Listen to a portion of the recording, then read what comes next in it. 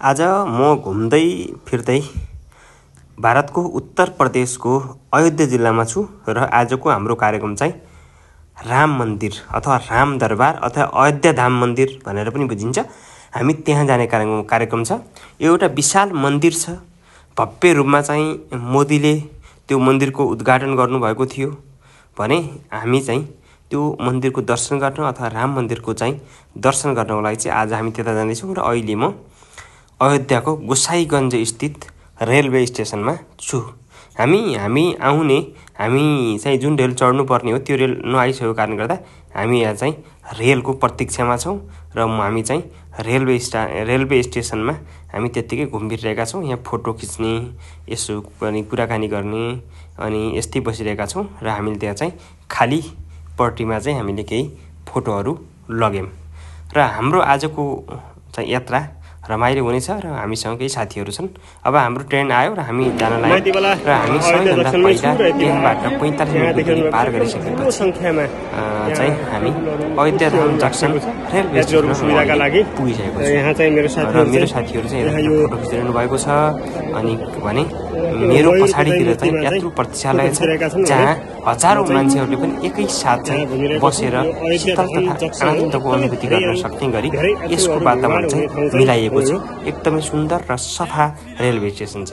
मेरो साथीहरू पछाडि अरू साथीहरू पनि हुनुहुन्छ र मैले केही चाहिँ त्यहाँ भारतीय नागरिकहरूसँग कुरा गरेँ र त्यसपछि उहाँहरूले पनि केही राम्रो प्रतिक्रिया जनाउनु भयो। त्यसपछि हामी जान्छौँ सरयू नदी र यो चाहिँ सरयू नदी हो। त्यसपछि हामी पहिलो चाहिँ यात्रा हाम्रो सरयू नदी हुन्छ। त्यो स्नान गरिसकेपछि मात्रै राम मन्दिर जाने एउटा प्रचलन छ र त्यसलाई पवित्र मानिन्छ। त्यस कारणले गर्दा हामी सरयू नदी भन्छौँ। सरयू नदी धार्मिक तथा सांस्कृतिक र ऐतिहासिक दृष्टिकोण एकदम महत्त्वपूर्ण नदी हो। त्यहाँ नुहाउँदाखेरि चाहिँ सबै पापहरू मर्ने र पापहरू नष्ट हुने चाहिँ एउटा परम्परा रहेको छ र त्यस कारणले गर्दा त्यो नदीमा हामी नुहाउँछौँ, त्यहाँ चाहिँ स्नान गर्छौँ र त्योभन्दा पछाडि भयङ्कर ठुलो त्यो नदी छ। त्यहाँ केही बोटहरू चलिरहेका छन् भने त्यहाँ हामीले नुहाउँछौँ, फोटोहरू खिच्छौँ, भिडियोहरू बनाउँछौँ र यो चाहिँ देखिरहनु भएको चाहिँ मेरो यता साइडमा छ नि, यो साइडमा चाहिँ चेतावनी पनि भनिएको छ कि यहाँभन्दा उता चाहिँ गहिरो पानी छ नजानु होला भनेर। यहाँ चाहिँ नुहाउनुको लागि चाहिँ अलग्गै एरियालाई चाहिँ कभर गरिएको छ ताकि त्यहाँ कोही डुबान नहोस्, कोही नडुबुन्, कोही बेपत्ता नहुन् अथवा मान्छेहरूलाई समस्या नहोस् भनेर चाहिँ पछाडि चाहिँ जान दिइँदैन। त्यहाँ चाहिँ बोटिङ मात्रै हुन्छ भने नुहाउनुको लागि चाहिँ अगाडि छुट्टै व्यवस्था चाहिँ गरिएको छ। एकदमै सुन्दर छ, सफा छ। यहाँ दैनिक लाखौँ मान्छेहरूले चाहिँ नुहाउने गर्दछन् र यो अयोध्या सहरको उत्तरबाट बग्ने एकदमै सफा र सुन्दर नदी हो जसलाई धार्मिक तथा सांस्कृतिक दृष्टिकोणले एकदमै चाहिँ राम्रो नदीको रूपमा या महत्त्वपूर्ण नदीको रूपमा चाहिँ मान्ने गरिन्छ। यहाँ नुहाउँदा आफूले यो जन्ममा गरेका सबै पापहरू चाहिँ नष्ट हुने र आफूले एउटा चाहिँ कर्म पाउने चाहिँ विश्वासको रूपमा चाहिँ मेरो अर्को साथी पनि आउनुभयो। उहाँ चाहिँ ननुहाउने भन्नुभएको छ। मैले चाहिँ त्यहाँ नुहाइरहेको चाहिँ तपाईँहरूले देखिरहनु भएको छ। यसको ट्याक्कै विपरीततिर यही नदीको पानीलाई अर्को नदीतिर लगिएको छ जसलाई नयाँ घाट पनि भनिन्छ। त्यहाँ अझै नुहाउनको सुविधायुक्त ठाउँहरू छ। हामी त्यतातिर गइरहेका छौँ जहाँ चाहिँ अर्कोतिर नुहाउन सुविधायुक्त ठाउँहरू छ। यहाँ हजारौँ मान्छेहरू नुहाइरहेका छन्, एकैसाथ नुहाइरहेका छन्, पानीको फोहरामा नुहाइरहेका छन्। एकदमै राम्रो छ। यतातिर तपाईँ देखिरहनु भएको छ एकदमै चाहिँ सुन्दर ठाउँहरू छ जसलाई चाहिँ पर्यटकहरूलाई चाहिँ लोभ्याउने ठाउँहरू भारत सरकारले यति रणनीतिक तरिकाले यो धार्मिक रूपमा यो सांस्कृतिक रूपमा जोडिएको चाहिँ छ। अब हामी थोरै चाहिँ यसलाई हेरिसकेपछि घुमिसकेपछि र हामीले यहाँ चाहिँ स्नान गरिसकेपछि अब हामी लाग्यौँ राम मन्दिरतिर र त्योभन्दा पहिला हामी ग्रुपमा एउटा फोटो खिच्यौँ। त्यहाँ चाहिँ बाबाहरूबाट हामीले टिका लगायौँ, केही चाहिँ दान गऱ्यौँ। त्यसपछि हामीले चाहिँ गाईलाई खाना खुवायौँ, त्यसपछि अनि दान गऱ्यौँ। त्यसपछि हामी त्यहाँ भएको चाहिँ केही वस्तुकला अथवा फोटोहरू त्यहाँ चाहिँ भएको चाहिँ धार्मिक चाहिँ ठाउँहरूमा फोटो खिच्यौँ र त्यसपछि त्यहाँ भएको चाहिँ थुप्रै चाहिँ स्थानहरूमा फोटो खिचिसकेपछि अब हामी चाहिँ लाग्यौँ सबैभन्दा पहिला अब हामी जाँदैछौँ हनुमानगढी र यति बेला म चाहिँ त्यो मार्केटमा हिँडिरहेको छु र मेरो पछाडि चाहिँ तपाईले त्यो हनुमानगढी जाने बाटोमा चाहिँ हामी छौं र मेरो पछाडि मेरो साथीहरु छन्। ल अब हामी पुग्यौं हनुमानगढी। हनुमानगढीको उत्तरतर्फ यो ठूलो चाहिँ अग्लो विशाल चाहिँ एउटा चाहिँ मूर्ति मन्दिर छ र त्यो मन्दिरको पश्चिमतिरबाट हनुमान चाहिँ जुन हनुमानगढी छ जहाँ हनुमानको चाहिँ प्राण प्रतिष्ठा गरिएको ठाउँ छ त्यो ठाउँसम्म चाहिँ जाने गरिन्छ। र त्यो खास गरी अयोध्यामा हनुमानगढी भगवान हनुमानको अद्भुत शक्तिको एउटा प्रतीकको रूपमा मानिन्छ। यहाँ दर्शन गर्नाले मनमा श्रद्धा, आत्मबल र सकारात्मक ऊर्जा दिइन्छ भनेर भन्ने गरिन्छ।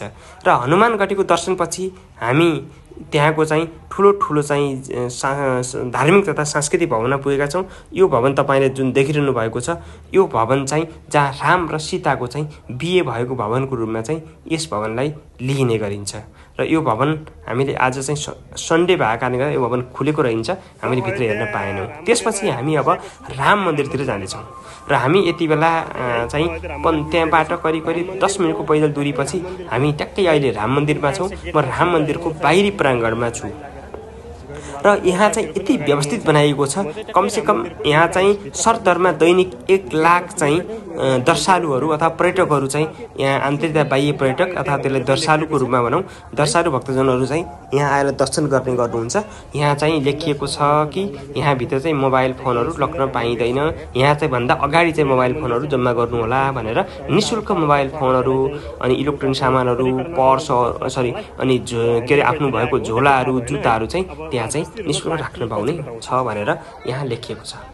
अब यो मन्दिरको म बाहिरी भागमा छु। यो बाहिरी भाग मात्रै हो, यो यति सुन्दर देखिएको छ, यति कलात्मक छ, यति चाहिँ धार्मिक रूपमा यति पवित्र जस्तो देखिन्छ, पवित्र देखिन्छ। यहाँ चाहिँ थुप्रै मान्छेहरू आउँछन्। अब म केही राम मन्दिर र नेपालको सम्बन्धको बारेमा चर्चा गरौँ। र भगवान रामको जन्म अयोध्यामा भयो तर पनि उनीसँग नेपालको अथवा उनी रामसँग पनि नेपालको एउटा गहिरो सांस्कृतिक तथा पारिवारिक सम्बन्ध छ भन्ने गरिन्छ। जनकपुर नेपालमा पर्छ जहाँ भगवान राम र सीताको विवाह स्थल हो, जहाँ रामले सीतासँग विवाह गरेका थिए र जनकपुर चाहिँ जो हो सीताको माइती घरको रूपमा लिइने गरिन्छ। रामायणको धेरै घटना मिथिला क्षेत्र नेपाल भारतको एउटा सांस्कृतिक क्षेत्रको रूपमा मानिन्छ। नेपालमा धेरै धार्मिक स्थल जनकपुर धाम, जानकी मन्दिर सीता र रामसँग सीधा सम्बन्धित छन्।